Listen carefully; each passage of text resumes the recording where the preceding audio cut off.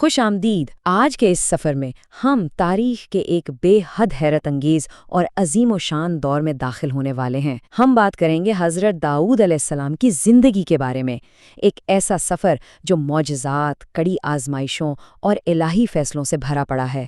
یہ کہانی ہمیں بڑی خوبصورتی سے دکھاتی ہے کہ کیسے سچی لگن اور عاجزی سے دنیا کی بڑی سے بڑی طاقت کو بھی دھول چٹائی جا سکتی ہے۔ تو آئیے اس سفر کا آغاز کرتے ہیں۔ ذرا تصور کیجئے، ایک معمولی سا نوجوان چرواہا، اس کے پاس نہ کوئی بھاری بھرکم شاہی ڈھال ہے، نہ ہی کوئی تیز دھار تلوار، پھر بھی وہ ایک انتہائی خوفناک اور دیو ہیکل جنگجو کو شکست دے کر ایک عظیم بادشاہ بن جاتا ہے۔ بظاہر دیکھا جائے تو یہ بالکل ناممکن سی بات لگتی ہے نا؟ لیکن یہی وہ سوال ہے جو ہمیں اس شاندار تاریخ کی طرف لے جاتا ہے، جہاں واقعی ناممکن حقیقت بن جاتا ہے۔ خیر، اس حیرت انگیز کہانی کا باقاعدہ آغاز ہوتا ہے۔ پہلا حصہ، ایک چرواہے کی پکار۔ اب ذرا اس منظر کو اپنے ذہن میں لائیں۔ یروشلم کے شور شرابے سے دور، تقریباً 10 میل جنوب میں بیت اللحم کی پرسکون اور سوندھی خوشبو والی وادیاں۔ یہاں ایک انتہائی پرکشش اور چمکتے چہرے والا نوجوان اپنی بھیڑ بکریاں چراتا تھا۔ ایشا کے سب سے چھوٹے بیٹے حضرت داؤد علیہ السلام، ان کی شخصیت میں ایک ایسا سحر تھا کہ بس دیکھنے والا دیکھتا ہی رہ جائے، اور حیران کن بات یہ تھی کہ جب وہ جنگل میں نکلتے تو خونخوار درندے، یہاں تک کہ جنگل کے بادشاہ شیر بھی ان کے سامنے بالکل ایک پالتو جانور کی طرح سر جھکا کر کھڑے ہو جاتے۔ پھر ایک دوپہر جب وہ ایک سنسان راستے سے گزر رہے تھے تو کچھ ایسا ہوا جو بالکل مافوق الفطرت تھا۔ دھول بھرے راستے پر پڑے پتھروں سے اچانک آواز گونجی۔ پہلے پتھر نے کہا، مجھے اٹھا لو، میں حجر ہارون ہوں۔ پھر دوسرے نے پکارا، میں حجر موسیٰ ہوں۔ اور پھر تیسرے پتھر کی وہ تاریخی پکار آئی، اے داؤد، مجھے اٹھا لو، میں وہ پتھر ہوں جس سے تم ظالم جالوت کا خاتمہ کرو گے۔ سوچئے ذرا، ان بے جان پتھروں نے ایک ایسی جنگ کی خوشخبری سنا دی جس کے نام سے ہی اس وقت پورا ملک خوف سے کانپ رہا تھا۔ اور اس طرح ہم آتے ہیں دوسرے حصے کی طرف، جالوت کا خوفناک انجام۔ میدان جنگ پوری طرح سج چکا تھا۔ بادشاہ طالوت کے ماتحت بنی اسرائیل کے چند گھبرائے ہوئے سپاہیوں کا سامنا ایک ایسے دشمن سے تھا جس کا خیال ہی دلوں میں دہشت ڈال دیتا تھا۔ یہ فرق دیکھ کر ہی رونگٹے کھڑے ہو جاتے ہیں۔ ایک طرف جالوت کا ٹڈی دل لشکر، اور وہ خود سر سے پاؤں تک لوہے کی بھاری زرہ میں چھپا ہوا ایک دیو ہیکل انسان، اور دوسری طرف ایک دبلا پتلا نوجوان چرواہا جس کے ہاتھ میں صرف ایک عام سی لکڑی کا عصا، ایک پرانی چمڑے کے غلیل اور وہ 3 پتھر تھے۔ جالوت نے اس نہتے لڑکے کو دیکھا اور حقارت سے قہقہا لگایا۔ اس نے مذاق اڑاتے ہوئے کہا کہ کیا اب میری لڑائی کسی کتے سے ہونے والی ہے؟ لیکن یہاں داد دینی پڑے گی اس نوجوان کے حوصلے کی۔ حضرت داؤد علیہ السلام کے چہرے پر ایک عجیب سا اطمینان تھا۔ انہوں نے اپنی تھیلی سے وہ پتھر نکالا، اور جیسے ہی اپنے بازو کو تیزی سے گھما کر وہ پتھر پھینکا تو وہ پتھر ہوا کو چیرتا ہوا بالکل ایک آگ کا گولا بن گیا۔ ایک انتہائی زوردار ٹھک کی آواز آئی۔ وہ پتھر سیدھا جالوت کے ماتھے پر، اس کے ہیلمٹ کی ایک چھوٹی سی دراڑ کے عین اندر جا لگا۔ اگلے ہی لمحے وہ غرور، وہ طاقت، وہ اتنا بڑا دیو کامت جسم مٹی کے ڈھیر کی طرح زمین پر ڈھیر ہو گیا، ہمیشہ کے لیے خاموش۔ اور اس طرح بنی اسرائیل کو ایک بالکل ناقابل یقین فتح نصیب ہوئی۔ آئیے اب تیسرے حصے کا رخ کرتے ہیں، زبور اور لوہے کے معجزات۔ اس عظیم فتح کے بعد شاہی اعلان کے تحت انہیں آدھی سلطنت مل گئی۔ شہزادی آنیا سے ان کا نکاح ہوا، لیکن کیا تخت و تاج نے انہیں بدلا؟ بالکل نہیں۔ وہ محلات میں رہ کر بھی وہی عام، عاجز اور سادگی پسند انسان ہی رہے۔ اسی دوران اللہ تعالیٰ نے ان پر اپنی عظیم کتاب زبور نازل فرمائی۔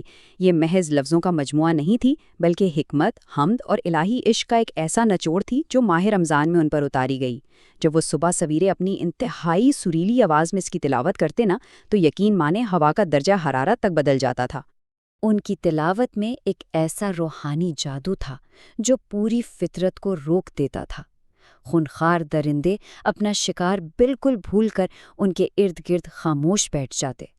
آسمان پر اڑتے پرندے اپنی پرواز روک کر ہوا میں ویسے کے ویسے معلق ہو جاتے، یہاں تک کہ وہ ٹھوس اور بڑے بڑے پہاڑ بھی ان کے ساتھ مل کر گونجتے ہوئے سبحان اللہ پکارنے لگتے۔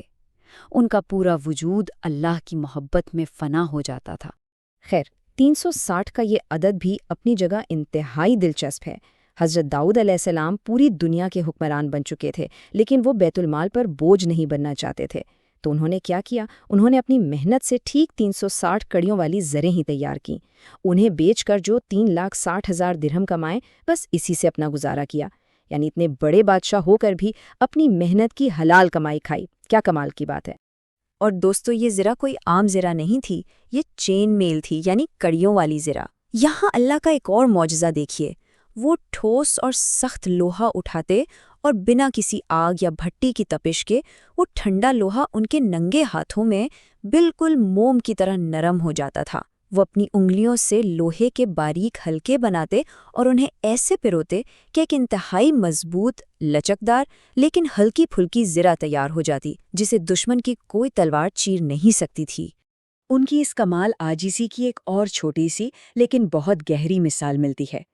ایک بار وہ عبادت میں غرق تھے کہ ان کی جائے نماز پر ایک ننھا سا سرخ کیڑا رینگنے لگا۔ ان کے ذہن میں خیال آیا کہ اللہ نے اس ننھے سے وجود کو کیوں پیدا کیا ہوگا۔ تبھی اللہ نے اس کیڑے کو زبان دے دی۔ اس نے کہا، اے اللہ کے نبی، اپنی آواز کو دھیما رکھیے۔ پروردگار میری سانسیں بھی سنتا ہے اور سخت پتھر پر میرے قدموں کے نشان بھی دیکھتا ہے۔ بس اس ایک ننھے سے واقعے نے اس عظیم بادشاہ کو مزید جھکا دیا کہ کائنات میں کوئی بھی چیز حقیر نہیں ہے۔ یہاں سے کہانی تھوڑی دکھ دائی ہو جاتی ہے۔ چوتھا حصہ، ایک بیٹے کی تکلیف دہ بغاوت۔ سوچئے، ایک باپ کے لیے یہ کتنی اذیت ناک بات ہوگی۔ ان کا اپنا بیٹا البشالم، جو انتہائی حسین اور طاقتور تھا، اقتدار کی بھوک میں پوری طرح اندھا ہو چکا تھا۔ اس کے اندر وہ عاجزی اور شکر نہیں تھا جو اس کے باپ کا خاصہ تھی۔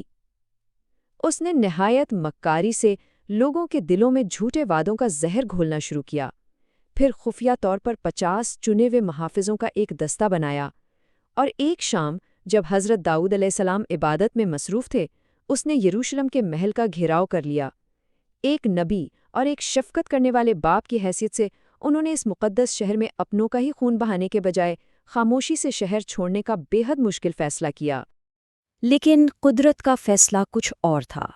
جب جنگل میں دونوں فوجوں کا سامنا ہوا اور البشالوم کے آدمی بکھرے تو وہ جان بچا کر بھاگنے لگا، پر اس کا انجام اس کے اپنے لالچ کی طرح ہی دردناک نکلا۔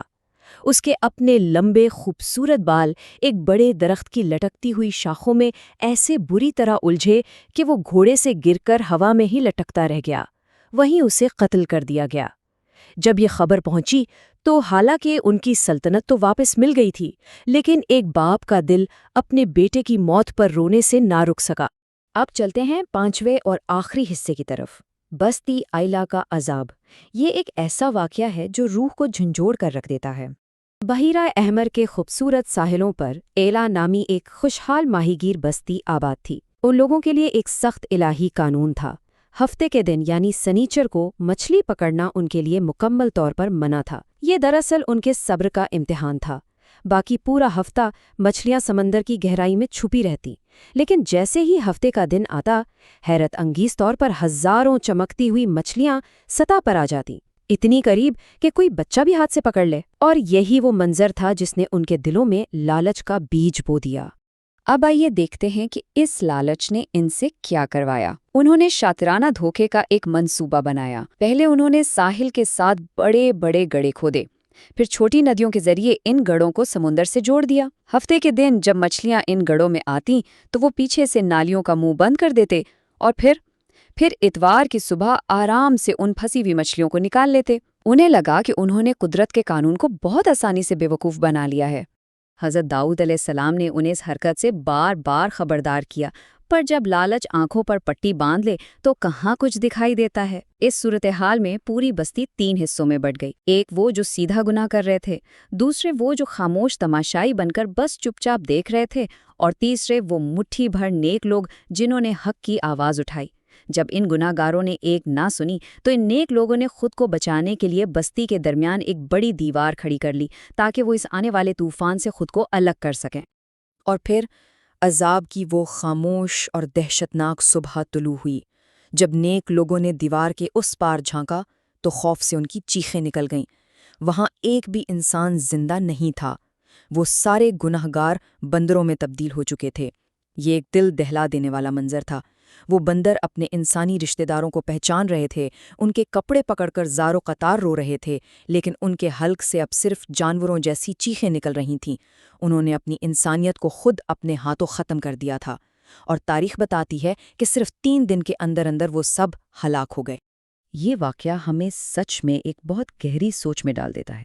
کیا ہم بھی کبھی کبھی دنیا کی اس چمک دمک اور لالچ میں اندھے ہو کر خود کو اتنا چالاک سمجھنے لگتے ہیں کہ قدرت کو دھوکہ دینے کی کوشش کریں؟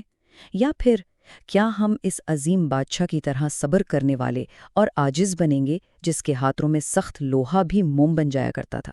یہ فیصلہ ہمارے اپنے ہاتھ میں ہے۔ آج کے اس حیرت انگیز سفر میں ساتھ رہنے کا بہت شکریہ۔ امید ہے اس سے ہمیں کچھ نیا سوچنے کا موقع